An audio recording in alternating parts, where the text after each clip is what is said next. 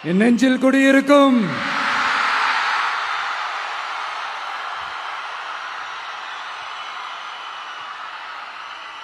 தமிழக மக்கள் உங்கள் அனைவருக்கும் என்னுடைய வணக்கமும் என்னுடைய நன்றிகளும். குறிப்பா திருச்சி கிழக்கு தொகுதி மக்கள் உங்கள் அனைவருக்கும் என்னுடைய ஸ்பெஷல் வணக்கமும் ஸ்பெஷல் நன்றிகளும். இதை நான் ஏன் இப்படி சொல்றேன்னா, என்னை இப்போ பெரம்பூர் தொகுதி எம்எல்ஏன்னு தான் சொல்லுவாங்க.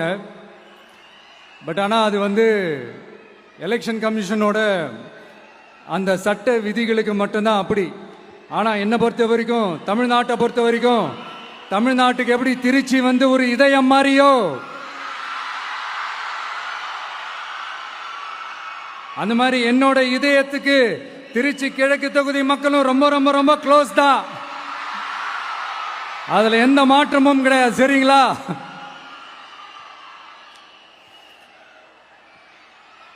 ஆட்சிக்கு சில வாரங்கள் கூட ஆகல. 6 மாசம் அமைதியா இருப்போம்னு சொன்னவங்களாம் 6 நாள் கூட அமைதியா இருக்க முடியல. ஆட்சிக்கு அரை மணி நேரத்திலே ஆரம்பிச்சிட்டாங்க. பாவம், ஒரு கல்யாண வீட்டிலலாம் போய் புலம்பிட்டு இருக்காங்க. நான் சொன்னதெல்லாம் நடக்குதா? 1 by 1 எல்லா புலம்பல்ஸும். அது மாதிரி இத்தனை வருஷமா மாத்தி மாத்தி உங்களை ஏமாத்திக்கிட்டு இருந்த இந்த 2 பேரையும் வேண்டாம்னு சொல்லி ஒதுக்கிட்டு உங்களுக்காக உண்மையா உழைக்க வந்த உங்க விஜய, உங்க அண்ணனை, உங்க தம்பிய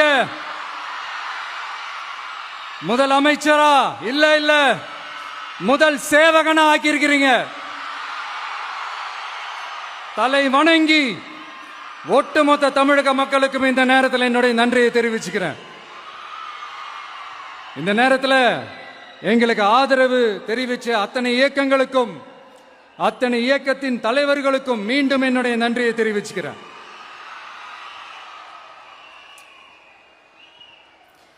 புரட்சி தலைவர் எம்ஜிஆர் அவர்களுடைய முதல் தேர்தலில் கூட இந்த அளவுக்கு ஒரு ஓட் பர்சன்டேஜ் வாங்கல அப்படின்ட்டு நிறைய பேர் சொன்னாங்க. ஆனா நீங்க டிவி கேட்க அவ்வளோ நீங்க ஆதரிச்சிருக்கிறீங்க. நான் எம்ஜிஆர் அவர்களோடலாம் நான் கம்பேர் பண்ணல.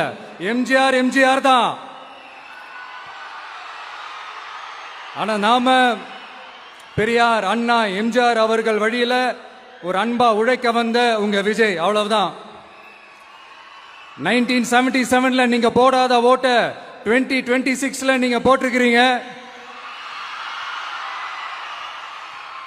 என்ன ஒண்ணு, இன்னும் கொஞ்சம் அதிகமா ஆதரிச்சிருந்தீங்கன்னா கொஞ்சம் நல்லா இருந்திருக்கும். பட் பரவாயில்ல, ஃபியூச்சர்ல வரப்போற எல்லா தேர்தலையும் உங்களுடைய முழு சப்போர்ட் என்னால வாங்க முடியும்ன்ற அந்த ஒரு நம்பிக்கை இப்போ என் மனசுல ரொம்ப ஆழமா பதிஞ்சிருக்கு.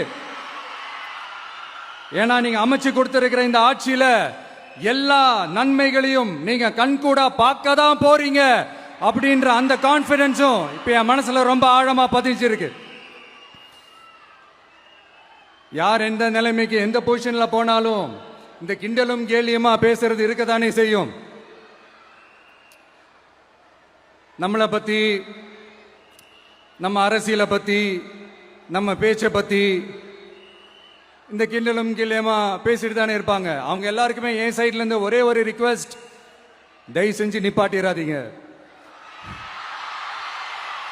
தயவு செஞ்சு கண்டினியூ பண்ணுங்க. நீங்க தான் என்னோட எனர்ஜி ஃபோர்ஸ். நீங்க பேசிக்கிட்டே இருங்க. நான் மக்களுக்கு தேவையான நல்லதை செஞ்சுக்கிட்டே இருப்பேன். அடுத்து இப்ப நம்ம புதுசா அந்த சூட்லாம் போட்டு வரோம்ல, அதை பத்தி கூட நிறைய பேரு, ஏன் நாமெல்லாம் கோட் சூட்லாம் போடக்கூடாதா? அதிகாரம் செய்யறவங்களும் ஆதிக்க சக்திகளும் மட்டும்தான் கோட் சூட்லாம் போடணுமா? அப்பெல்லாம் எதுவுமே கிடையாது. நான் என்ன கலர் கலராவா போட்டு வரேன்? 2 கலர். நம்ம எல்லாரும் மனசு மாதிரியே பிளாக் அண்ட் ஒயிட்.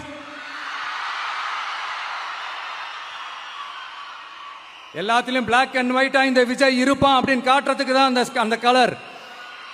அடுத்து அந்த Black கூட யாரை குறிக்கும் எதை குறிக்கும்ன்றது நான் சொல்லி தான் தெரியணும்னு அவசியம் இல்லை, அது உங்களுக்கே நல்லா தெரியும்.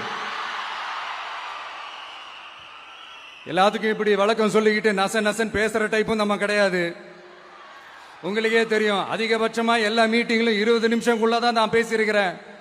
அதனால இப்ப மக்கள் என்கிட்ட என்ன சொல்றாங்க அப்படின்னா, இந்தப்பா விஜய், நீ எங்களுக்காக உழைக்கிறதுக்காக வந்திருக்கிற, அந்த வேலையை மட்டும் பாரு, உன்னை பத்தி பேசுறவங்கள நாங்க பாத்துக்கிறோம்.